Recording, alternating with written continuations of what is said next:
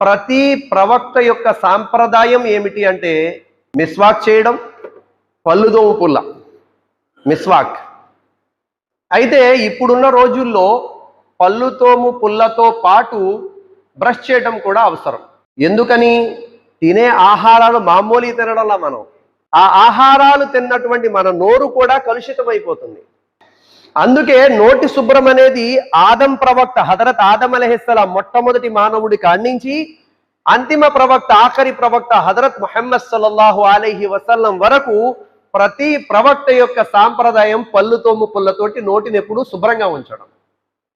ధార్మిక గ్రంథాల్లో రాయబడి ఉంది, భార్య ఎదురుగా నోటి దుర్వాసనతో ఉండొద్దు, భార్య ఎదురుగా ముక్కుని కూడా శుభ్రం చేసుకోవద్దు అన్నారు. ఎంత పెద్ద మాట రాశారు చూడండి ధార్మిక గ్రంథాల్లో.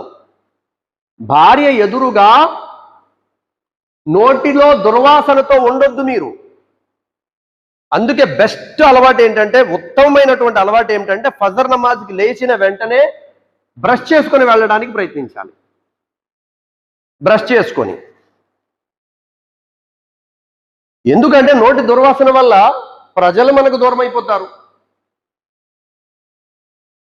కొద్దిమంది ముఖంలో ముఖం పెట్టి మాట్లాడేస్తారు. అసలు ఆలోచించండి రా నాయన, మనం మాట్లాడుతున్నామంటే అవతల వ్యక్తికి ఏమైనా బాధ కలుగుతుందా, ఇబ్బంది కలుగుతుందా, కాస్త ఆలోచించండి. కొంచెం డిస్టెన్స్ మెయింటైన్ చేయాలి మనం. మీరైనా నేనైనా వాళ్ళతో మాట్లాడుతున్నప్పుడు కాస్త చూసుకోవాలి, నేను మాట్లాడటం వల్ల వారికి ఏమైనా ఇబ్బంది కలుగుతుందా అని చెప్పి. కొన్ని ప్రదేశాల్లో అయితే నోటిని శుభ్రం చేసుకోవడం అలవాటు ఉండదంటండి వాళ్ళకి. మౌత్ ఫ్రెషనర్స్ వాడేస్తారంట. వెంటే చాలా ఆశ్చర్యం వేసింది నాకు. ఇదేం కర్మరా నాయన, ఇంత బతుకు బతికి ఇంటాన కథలు చచ్చినట్టు. పెద్దోళ్ళు అంటారు కదా, ఊరంతా తిరిగి ఇంటానికి చచ్చినట్టు. ఇదేంటిది? నోటి దుర్వాసన చాలా చెడులకు మూలం.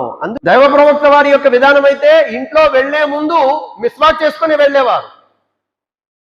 భార్యతో మాట్లాడేటప్పుడు భార్యకి నోటి దుర్వాసన వచ్చి ఆమె ఎక్కడ ఇబ్బంది పడుతుందో అని చెప్పి ఇంటి బయట ప్రవక్త వారు మిస్వాక్ పళ్ళుతోము పుల్లతోటి పళ్ళు శుభ్రం చేసుకుని వెళ్ళేవారు. కానీ దుస్థితి దురదృష్టం ఏమైపోయిందంటే ఈ రోజున కొద్దిమంది సిగరెట్లు కాల్చి, పాన్ పరాకులు తినేసి, ఖైనీలు తినేసి ఆ చండాలమైనటువంటి దుర్వాసనతో భార్య దగ్గరికి ముఖంలో ముఖం పెట్టి మాట్లాడేస్తుంటారు. ఇది దురదృష్టం.